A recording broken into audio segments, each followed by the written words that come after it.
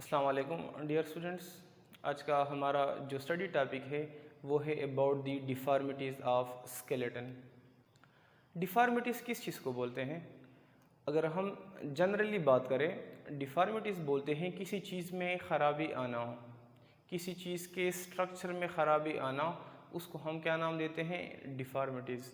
यहाँ पे हम डिफ़ॉर्मिटीज़ स्केलेटन के पॉइंट ऑफ व्यू से ये बोलते हैं, अगर हमारे स्केलेटन के शेप में, उसके स्ट्रक्चर में या उसके फंक्शन में कोई एबनॉर्मलिटी आ जाए, यानी वो अपना फंक्शन लास्ट कर दे या वो अपना फंक्शन प्रॉपर तरीके से परफॉर्म ना करे, तो इसको हम बोलते हैं डिफॉर्मेशन ऑफ स्केलेटन या डिफॉर्मिटीज़ ऑफ स्केलेटन।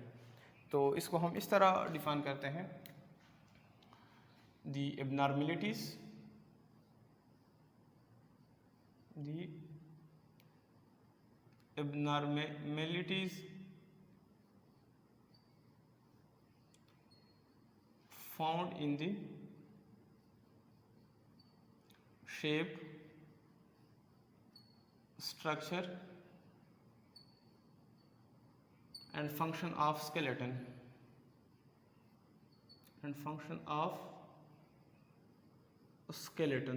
तो इसको हम बोलते हैं डिफॉर्मिटीज़ ऑफ स्केलेटन। यानी जो हमारा स्केलेटन है वो अपना यानी डिसफंक्शन, उसके फंक्शन में ख़राबी आ जाए। चूँकि स्केलेटन का काम क्या होता है, बहुत सारे फंक्शन से हमने प्रीवियस लेक्चर्स में डिटेल से डिस्कस किए हुए हैं कि हमारे बॉडी को अपराइट पोजीशन में, हमारे बॉडी को सीधा रखना होता है। डिफॉर्मिटीज़ तब होते हैं जब हमारा स्केलेटन वीक हो जाए, कमज़ोर हो जाए, तो वो बहुत सारे डिफॉर्मेटिव उसमें आते हैं, उनके बहुत सारे डिजीज़ काज कर लेते हैं, बहुत सारे रीज़न से। तो यहाँ पे तुम लोग के सिलेबस में 3 रीज़न्स है जिसकी वजह से जो हमारे पास डिफॉर्मिटीज़ ऑफ स्केलेटन है, जिसमें से हमारे पास जेनेटिक उसके काजेज़ हैं, हार्मोनल काजेज़ है और न्यूट्रिशनल काजेज़ है। तो सबसे पहले हम आते हैं जेनेटिक काजेज़ ऑफ डिफॉर्मिटीज़ की तरफ। जेनेटिक काजेज़, तुम लोग सबको पता है जेनेटिक काजेज़ यानी वो काजेज़, वो वजूहात जो कि जीन्स की वजह से होते हैं। क्योंकि ये तो सबको पता है कि ऑर्गेनिज्म के बॉडी के अंदर फॉर एग्जांपल हमारे आंखें बनते हैं, हमारे कान बनते हैं, तो वो जीन्स के ज़रिए यानी जीन्स के अंदर ये बात इनकोड होती है, ऑर्गेनिज्म के बॉडी के अंदर ये इंफॉर्मेशन जीन्स देते हैं कि जाके आपने 2 आंखें बनाने हैं, 2 कान बनाने हैं। अब अगर उस जीन्स यानी वो जीन्स अपने आप को एक्सप्रेस ना करे, वो सप्रेस रहे या उसमें जीन्स में कोई ख़राबी आ जाए, तो वो ख़राबी वो लेके आते हैं ऑर्गेनिज्म के स्ट्रक्चर में लेके आते हैं। यहाँ पे हम डील कर रहे हैं किस चीज़ में कि ये स्केलेटन में, तो स्केलेटन में वो क्या करेंगे, डिसफंक्शन लेके आएंगे, ख़राबी लेके आएंगे, तो उसकी वजह से क्या होते हैं, बीमारियाँ होंगे। और जो बीमारियाँ जीन्स की वजह से होते हैं वो परसिस्टेंट होते हैं, क्रॉनिक होते हैं और उनके हमारे पास इलाज नहीं होते।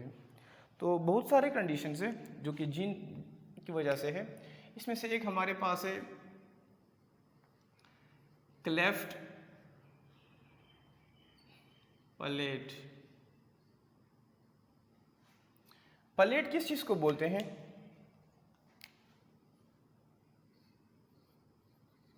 पलेट बोलते हैं यानी जो हमारे मुंह का ऊपर रूफ होता है, तलवा, उसको क्या बोलते हैं? उसको बोलते हैं पलेट या पलेटाइन बोल देते हैं। और इन जो हमारा तलवा है या इनका पलेटाइन है, इनका फंक्शन क्या होता है? ये एक बोन सा होता है, यानी आगे मैं बता देता हूँ कि किस तरह बोन होता है, कौन कौन से इसमें इन्वॉल्व होते हैं। ये हमारे यानी अगर हम उसकी फंक्शन की बात करें तो ये करता है separate the nasal cavity from oral cavity.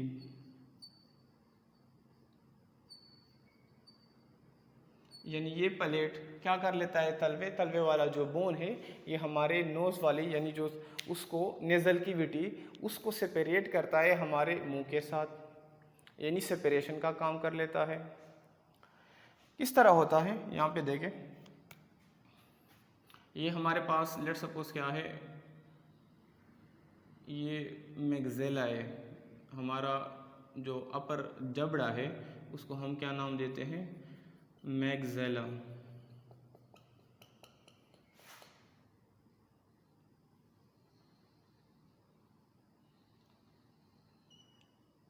upper jaw which is called as maxilla,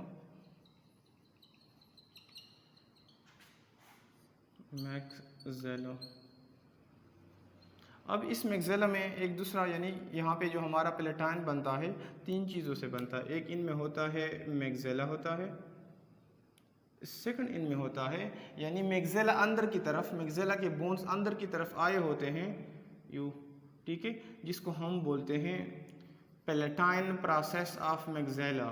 क्या नाम देते हैं, पेलेटाइन। यही मैग्जेला के बोन्स होते हैं लेकिन अंदर की तरफ आए हुए होते हैं जिसको हम बोलते हैं palatine process of maxilla. Second number पे क्या है हमारे पास, palatine process of maxilla. Third number पे इसमें हमारे पास मौजूद होता है पेलेटाइन बोन मौजूद होता है। क्या होता है, इसमें हमारे पास मौजूद होता है पेलेटाइन बोन जो ब्लैक कलर से है, इसको हम क्या नाम देते हैं, पेलेटाइन बोन, पेलेटाइन बोन। अब क्या होता है कि वो जीन्स जो कि पेलेटाइन को क्या कर लेते हैं, हमारे प्लेट को यानी रूफ ऑफ ओरल कैविटी को, इसको हम क्या कहते हैं, roof of oral cavity, roof of oral cavity. वो जीन्स जिसने रूफ ऑफ ओरल कैविटी या पेलेटाइन के स्ट्रक्चर को बनाना है, वो जीन्स अपना काम छोड़ दे यानी वो सप्रेस हो जाए, उनकी एक्सप्रेशन हार्ड हो जाए, वो छुप जाए, तो क्या होता है कि यानी ये आपस में अटैच होते हैं तो बाज़ औक़ात इनके दरमियान एक स्पेस सा बन जाता है। क्या बन जाता है, एक स्पेस सा बन जाता है, एक दरार सा बन जाता है। जब इनके अंदर जीन्स की वजह से कोई दरार या स्पेस बन जाता है तो इसको हम बोलते हैं, इस कंडीशन को बोलते हैं क्लेफ्ट प्लेट। क्लेफ्ट बोलते हैं, दरार को बोलते हैं, plate roof of the oral cavity को बोलते हैं। अब क्या हो गया कि इसमें क्या हो गया, दरार हो गया, और क्लेफ्ट प्लेट को हम किस तरह डिफाइन करते हैं कि द कंडीशन वो condition in which palatine process of maxilla, palatine process of maxilla and palatine bone are fail to fuse, यानी ये जो हमारे पास क्या है, पेलेटाइन प्रोसेस ऑफ मैग्जेला और ये पेलेटाइन बोन आपस में इनकी फ्यूजन क्या होती है, वो फ्यूजन नहीं होती, दरम्यान में एक स्पेस सा बन जाता है। इस तरह ये मेरा हाथ है ना, इधर देखो, और इनमें क्या होता है, यू स्पेस, इस तरह स्पेस बन जाता है। अगर ये हमारे पास क्या है, ये एक हम इस साइड है, ये दूसरा है, तो इनके दरमियान स्पेस सा बन जाता है, दरार सा बन जाता है, जिसको बोलते हैं क्लेफ्ट प्लेट बोलते हैं, और इनको इस तरह हम डिफाइन कर लेते हैं। अब जब ये स्पेस बन जाता है, क्लेफ्ट प्लेट बन जाता है, तो इनके क्या नुकसानात होते हैं हमारे लिए, इनके क्या इफ़ेक्ट्स हैं, इसको मैं मिटा देता हूँ क्योंकि ये हमारे पास सेपरेट कर रहा है किस चीज़ को, oral cavity with the nasal cavity. और अब क्या होगा कि हम क्या कर लेते हैं, खुराक खाते हैं। अब वो खुराक, उस खुराक के अंदर क्या होंगे, बैक्टीरिया भी मौजूद होंगे, क्योंकि वही स्टमक के अंदर जाते हैं तो स्टमक क्या कर लेते हैं, उनको डाइजेस्ट करते हैं, एसिड रिलीज़ कर लेते हैं, एंजाइम्स वगैरह रिलीज़ कर लेते हैं। लेकिन अब जब हम खुराक खाते हैं तो इसी स्पेस के ज़रिए थोड़ा बहुत खुराक हमारे लंग्स में चला जाता है। अब नर्स तो हमारे पास क्या है, रिस्पायरेटरी ट्रैक्ट में अगर खुराक चला जाए तो वो क्या काज करता है, इन्फेक्शन काज कर लेते हैं लंग्स के अंदर, और उस इन्फेक्शन को हम बोलते हैं एस्पायरेशन नमूनिया। क्या नाम देते हैं, एस्पायरेशन। यानी लेफ्ट प्लेट के क्या इफेक्ट्स हैं कि ये काज करता है किस चीज़ को, एस्पायरेशन नमूनिया को। एस्पायरेशन नमूनिया को, एक्सपायरेशन नमूनिया किस चीज़ को बोलते हैं, inhalation of the inhalation of food into lungs. Lungs में होता है, और बास केसेस में ये आता है हमारा जो मिडल ईयर है, लेकिन उसको ये एस्पायरेशन नमूनिया में वो नहीं आता। अगर हमारा खुराक, यानी हम क्या कर लेते हैं ओरल कैविटी के ज़रिए खुराक के सॉल्विंग में क्या देता है, हेल्प करवाता है। अगर खुराक आ जाए हमारे लंग्स में तो लंग्स के अंदर इन्फेक्शन काज करते हैं, उस इन्फेक्शन को बोलते हैं एस्पायरेशन नमूनिया। एस्पायरेशन नमूनिया से हट के बाज़ औक़ात जो हम खुराक खाते हैं तो यहाँ पे एक ट्यूब है जिसको हम बोलते हैं यूस्टेचियन ट्यूब, वो कनेक्ट होता है अंदर की तरफ हमारे मिडल ईयर के साथ। कहाँ पे कनेक्ट होता है, मिडल ईयर के हमारे पास 3 पार्ट्स है, आउटर लेयर है हमारे पास, या outer part of middle ear है, एक होता है हमारे पास मिडल है, और एक है इनर है। तो नेज़ल कैविटी के साथ हमारा जो मिडल ईयर है वो कनेक्ट होता है एक ट्यूब के ज़रिए, उस ट्यूब को बोलते हैं यूस्टेचियन ट्यूब बोलते हैं। तो अगर खुराक वहाँ पे चला जाता है मिडल ईयर में तो वो डैमेज करते हैं, ईयर ड्रम को डैमेज करते हैं। किस चीज़ को, ईयर ड्रम को, और वहाँ पे ईयर में इन्फेक्शन काज कर लेते हैं, जिसकी वजह से परमानेंट डीफनेस हो जाती है, बंदे को सुनाई नहीं देता। इसके बाद हमारे पास जो सेकंड है जेनेटिक काज है वो है माइक्रोसेफेली।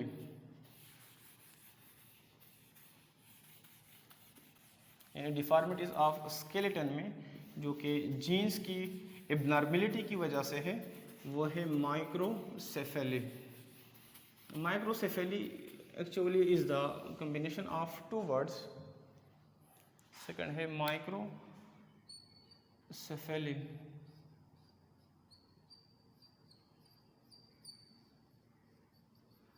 दो रीजन्स हम बायो में यूज़ करते हैं माइक्रोसेफेली से हट के, एक होता है कार्डल रीजन होता है, एक होता है सेफेलिक रीजन होता है। तो जो सर की तरफ होता है उसको हम बोलते हैं सेफेलिक रीजन या सेफेलिक पोर्शन, जो टेल की तरफ आता है उसको हम बोलते हैं कार्डल रीजन या कार्डल पार्ट। तो सेफेलिक कहते हैं हेड को बोलते हैं, किस चीज़ को बोलते हैं, हेड को बोलते हैं। माइक्रो बोलते हैं स्मॉल को बोलते हैं। यानी इस कंडीशन में क्या होता है, माइक्रोसेफेली में तुम लोगों ने देखे होंगे कोई बच्चे होते हैं इनके सर छोटे होते हैं, स्मॉल साइज इनके हेड होते हैं, या स्मॉल साइज स्कल, इनका जो स्कल होता है वो क्या होता है, स्मॉल इन साइज होता है। स्मॉल इन साइज क्यों होता है, क्योंकि वो जीन्स बिकॉज ऑफ जेनेटिक, क्योंकि वो जीन्स जो कि स्कल के बोन्स को वो क्या करेंगे, उसने स्कल के बोन्स को बनाना है, तो वो जीन्स अपना जो एक्सप्रेशन है वो सही तरीके से नहीं कर पाते, जिसकी वजह से स्कल की बोन की फॉर्मेशन नहीं होती। फॉर्मेशन नहीं होगी तो स्कल क्या होता है, छोटा होता है। न सिर्फ स्कल छोटा होगा बल्कि स्कल के अंदर क्या होते हैं, ब्रेन मौजूद होगा, लिहाजा ब्रेन भी इफेक्ट होता है। और वो बंदे जिनके अंदर माइक्रोसेफेली होती है वो इनके अंदर ज़्यादातर होती है मेंटल रिटार्डेशन, यानी वो पागल होते हैं, मेंटल रिटार्डेशन, इनका दिमाग काम सही नहीं करता। थर्ड हमारे पास जो deformities of skeleton which is due to genes की वजह से ये है, उसको ये है हमारे पास अर्थराइटिस।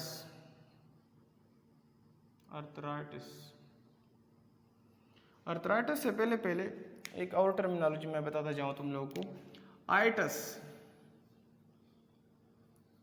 जिस वर्ड के पीछे आइटस आ जाए उसका मतलब होता है इन्फ्लेमेशन। जिस तरह स्टोमेटाइटस है, हमारे पास अर्थराइटस है, इन्फ्लेमेशन। इन्फ्लेमेशन किस चीज़ को बोलते हैं? इन्फ्लेमेशन में 3-4 चीज़ें आते हैं कि फॉर एग्जांपल वो जगह जहाँ पे इन्फेक्शन है, क्या है इन्फ्लेमेशन, क्या है इन्फ्लेमेशन में हमारे पास 3-4 चीज़ें आते हैं।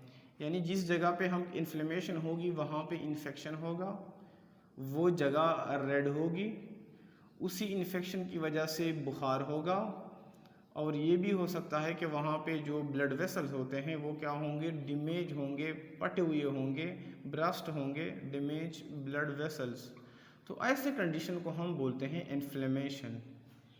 अब यहाँ पे है यानी आइटस, यहाँ पे है आर्थराइटस। आर्थो बोलते हैं जॉइंट्स को बोलते हैं, किस चीज़ को बोलते हैं? आर्थो। अर्थ बोलते हैं जॉइंट्स को बोलते हैं। तुम लोग पढ़ते हैं ना ये फाइलम्स में, फाइलम आर्थ्रोपोडा, दो मतलब आर्थ जॉइंट को बोलते हैं जिनके जॉइंटेड फूड होते हैं। यहाँ पे क्या है यानी इन्फ्लेमेशन ऑफ जॉइंट्स या inflammation in joints, inflammation in joints.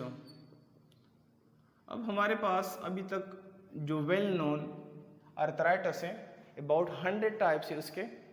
न सारे हमारे पास जेनेटिक्स की वजह से, जीन्स की वजह से, बल्कि इसमें कुछ हमारे पास मेटाबॉलिक है, कुछ हमारे पास एक्सक्रीशन की वजह से होते हैं, डिफरेंट काजेस की वजह से हैं। लेकिन जो हमारे पास जीन्स की वजह से है, जीन की एब्नॉर्मेलिटी की वजह से, उसको हम बोलते हैं osteo arthritis. Osteo arthritis. Osteo arthritis, arthritis बोलते हैं, आर्थो बोलते हैं जॉइंट को बोलते हैं,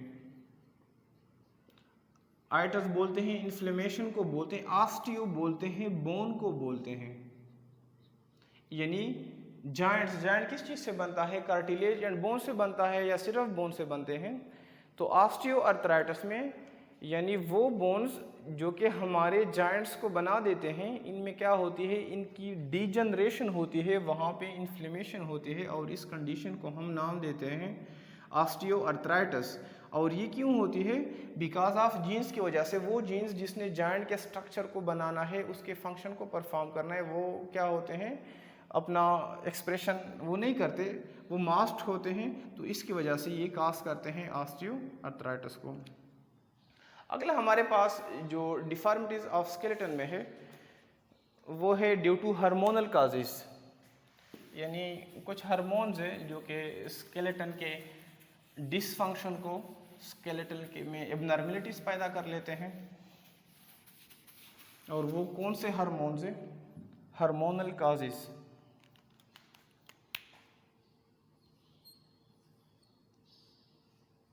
हार्मोनल काजेस। हार्मोनल काजेस में हमारे पास एक कंडीशन है जिसको हम बोलते हैं ऑस्टियोपोरोसिस। क्या नाम देते हैं? ऑस्टियोपोरोसिस।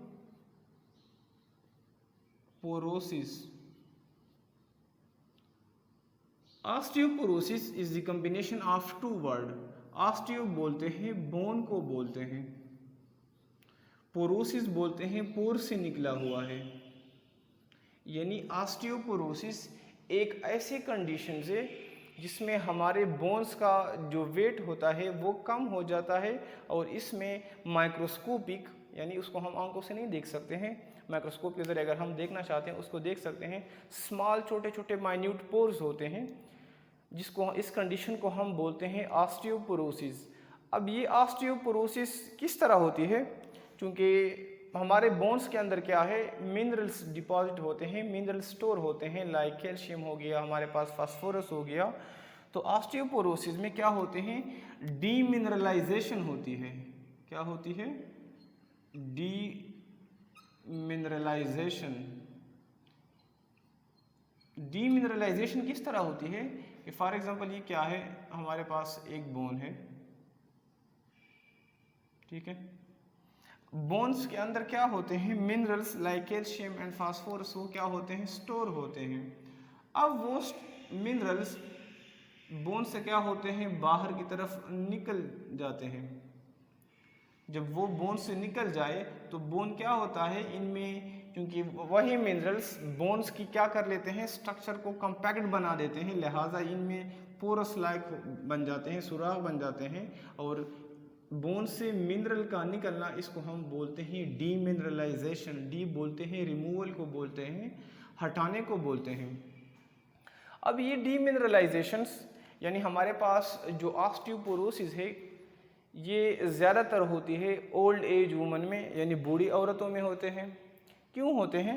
हमारे पास एक हार्मोन है जिसको हम बोलते हैं एस्ट्रोजन। एस्ट्रोजन यानी ये ज़्यादातर किस में होती है, ओल्ड एज वुमन में। ओल्ड एज वुमन में जिसका जो एज होता है वो अबाउट होता है about 50 years, about 50 years. Hormone है हमारे यानी फीमेल बॉडी के अंदर एक हार्मोन होता है जिसको बोलते हैं एस्ट्रोजन। एस्ट्रोजन की रिप्रोडक्टिव फंक्शन के अलावा, क्योंकि ये रिप्रोडक्शन में भी इन्वॉल्व होता है, ये क्या होता है यानी जब औरत के अंदर औरत का एज 45 और 50 के दरमियान होता है तो वहाँ पे हो जाती मेनोपाज। मेनोपाज किस चीज़ को बोलते हैं, मेनोपाज। यानी इनका जो मेंस्ट्रुअल साइकिल है, मेनोपाज मेंस्ट्रुअल साइकिल से वो स्टॉप होता है, ख़त्म होता है। उनके अंदर जो रिप्रोडक्टिव साइकिल से जो मेंसेस का पीरियड है वो इनको नहीं होते, और उस कंडीशन को बोलते हैं मेनोपाज। ये जो एस्ट्रोजन है हार्मोन है, ये मतलब मेनोपाज से पहले पहले इनकी सिक्रीशन नॉर्मल होती है, यानी हाई लेवल पे सिक्रीट होता है, क्योंकि उसने क्या करना है, मेंस्ट्रुअल साइकिल को कंट्रोल करना है। लेकिन जो ही मेनोपाज हो जाए एस्ट्रोजन का लेवल क्या होता है, वो कम हो जाता है। एस्ट्रोजन लेवल रिड्यूस्ड, यानी उनकी सिक्रीशन होती लेकिन कम होती है, रिड्यूस्ड आफ्टर मेनोपाज। मेनोपाज किस चीज़ को बोलते हैं, stoppage of menstrual cycle, menopause. ये क्या होता है, यानी मेनोपाज के बाद एस्ट्रोजन का लेवल कम होता है। अब हम अगर एस्ट्रोजन की बात करें कि एस्ट्रोजन का रिप्रोडक्टिव फंक्शन के अलावा और कौन से फंक्शन होते हैं, ये दो एक्टिविटी कर लेते हैं। यानी दो टाइप के सेल्स हैं हमारे पास जिसको ये क्या कर लेता है, स्टिमुलेट करता है, स्टिमुलेट। एक इनमें हमारे पास आते हैं ऑस्टियोब्लास्ट। ऑस्टियोब्लास्ट हमने पहले ही डिस्कस किया है। इसमें ये वो सेल्स है जो कि बोन की फॉर्मेशन कर लेते हैं। दूसरा हमारे पास है ऑस्टियोसाइट, ये मैच्योर बोन सेल्स है। और एक दूसरा हमारे पास सेल्स है जिसको हम बोलते हैं ऑस्टियोक्लास्ट। क्या नाम देते हैं, ऑस्टियोक्लास्ट या बोन ब्रेकिंग सेल्स। अब मेनोपाज से पहले पहले जब एस्ट्रोजन ज़्यादा सिक्रीट होता है, जब ज़्यादा सिक्रीट होगा ये स्टिमुलेट करता है ऑस्टियोब्लास्ट को एंड ऑस्टियोसाइट को। ऑस्टियोसाइट एंड ऑस्टियोब्लास्ट दोनों के दोनों क्या हैं, ये बोन की फॉर्मेशन कर लेते हैं। लिहाजा एस्ट्रोजन जब ज़्यादा सिक्रीट होगा बोन की फॉर्मेशन क्या होगी, बेहतर से बेहतर होगी। इनके अंदर जो मिनरल्स है वो ज़्यादा से ज़्यादा डिपॉजिट होंगे। और जो ऑस्टियोक्लास्ट है वो क्या होता है, यानी वो कम उतना नहीं होता, उनकी इनहिबिट करवा देता है। स्टार्ट में इनकी ब्रेकिंग नहीं करता बल्कि क्या करता है, इनकी एक किस्म के समझे कि इनकी नेगेटिव इफेक्ट होता है, इनकी इनहिबिशन करवा देता है। लेकिन जो ही मेनोपाज हो जाए एस्ट्रोजन का लेवल क्या होगा, कम हो जाएगा। लिहाजा एस्ट्रोजन ने स्टिमुलेट कर रहा था ऑस्टियोब्लास्ट एंड ऑस्टियोसाइट को। एस्ट्रोजन की जब सिक्रीशन कम होगी ये स्टिमुलेशन छोड़ जाता है। स्टिमुलेशन छोड़ेगा तो बोन्स के हमारे पास फॉर्मेशन नहीं होगी। और ये क्या कर लेता है, स्टिमुलेट कर देता है। किस चीज़ को स्टिमुलेट करता है, ऑस्टियोक्लास्ट को स्टिमुलेट, पहले इनहिबिट करवाता था, अब मेनोपाज के बाद ये क्या कर रहा है, उसको स्टिमुलेट करवा रहा है। लिहाजा बोन की जो सेल ऑफ उनके सेल्स होंगे इनमें ब्रेकेज ज़्यादा होंगी और ज़्यादा से ज़्यादा मिनरल्स यानी डीमिनरलाइजेशन होगी। और इसी तरह जो ओल्ड मतलब बूढ़ी औरतें हैं, इनके बोन्स में क्या होते हैं, छोटे छोटे सुराख होते हैं और इनके बोन्स इजीली फ्रैक्चर हो जाते हैं। मेन काज ये होता है कि इनके बोन मामूली भी चलती फिरती है तो कहीं ना कहीं इनकी कोई हड्डी टूट जाती है। इसको हम किस तरह ट्रीट करते हैं, यानी इनके हम ट्रीटमेंट किस तरह करते हैं, ट्रीटमेंट ऑफ ऑस्टियोपोरोसिस। तो ये हमारे पास एक टेक्नोलॉजी है, टेक्निक जिसको हम बोलते हैं ERT, यानी हम उनको एस्ट्रोजन जो है या इंजेक्शन के ज़रिए देते हैं या ऐसे मेडिसिन देते हैं जो कि जिनमें एस्ट्रोजन मौजूद होता है। तो हम मतलब estrogen replacement therapy, estrogen replacement therapy, यानी उनके अंदर जो एस्ट्रोजन का लेवल है वो हाई कर देते हैं, किसके जरिए, मेडिकेशन के जरिए करते हैं और दोबारा से फिर वो स्टिमुलेट करते हैं ऑस्टियोब्लास्ट एंड ऑस्टियोसाइड को। और लेकिन उस तरह स्टिमुलेट तो नहीं करते जितना नेचुरल होता है, लेकिन उनको फिर भी यानी उनके बोन्स को फ्रैक्चर से, उनके बोन को टूटने से क्या कर लेते हैं, बूढ़ी औरत को बचाते हैं। अगला हमारे पास जो काज है डिफॉर्मिटीज ऑफ स्केलेटन का, वो है न्यूट्रिशनल काजेस। कॉमन सा है, सबको पता है कि हम अगर खुराक नहीं खाएंगे, वो खुराक जो कि हमारे बोन्स को क्या कर लेते हैं, मजबूत कर देते हैं, तो हमारे बोन इजीली फ्रैक्चर होंगे।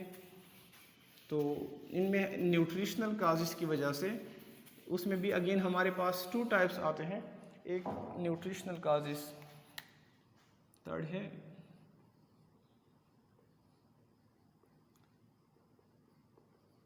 Nutritional causes. न्यूट्रिएंट बोलते हैं, खुराक को बोलते हैं, फूड को बोलते हैं जिसको। अब न्यूट्रिशनल काजेस में अगेन हमारे पास 2 टाइप्स के आते हैं। एक को हम नाम देते हैं ऑस्टियोमलेशिया, दूसरे को हम कहते हैं रिकेट्स। ऑस्टियोमलेशिया, इनके अंदर डिफरेंस क्या है, इनमें क्या होता है, ऑस्टियोमलेशिया, ऑस्टियोमलेशिया बोलते हैं सॉफ्टनिंग ऑफ बोन को बोलते हैं, सॉफ्टनिंग ऑफ बोन, कि हमारे बोन्स क्या हो जाते हैं, सॉफ्ट हो जाते हैं। और ये ऑस्टियोमलेशिया ये ज़्यादातर होती है, यानी ये एडल्ट्स के अंदर, बूढ़े लोगों के अंदर होती है। और इसमें क्या होता है कि हमारे जो बोन्स है इनके अंदर मिनरल यानी कैल्शियम और जो हम फास्फोरस है इनकी डिपोजिशन नहीं होती। और इनमें क्या होता है, इनके अगर हम सिम्टम्स की बात करें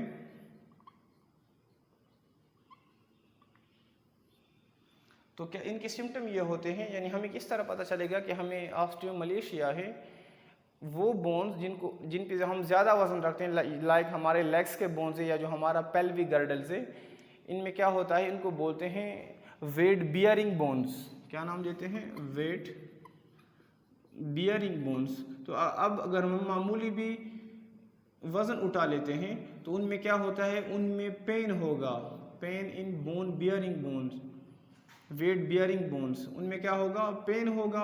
और इसमें हमारे जो हड्डियाँ हैं वो क्या होते हैं, इजीली फ्रैक्चर होते हैं। इनको हम ट्रीट किस तरह से कर लेते हैं कि मतलब हम ऐसा डाइट ले ले जिसके अंदर क्या हो, कैल्शियम हो, लाइक मिल्क हो गया, या इनके अंदर फास्फोरस हो। सेकंड हमारे पास है रिकेट्स।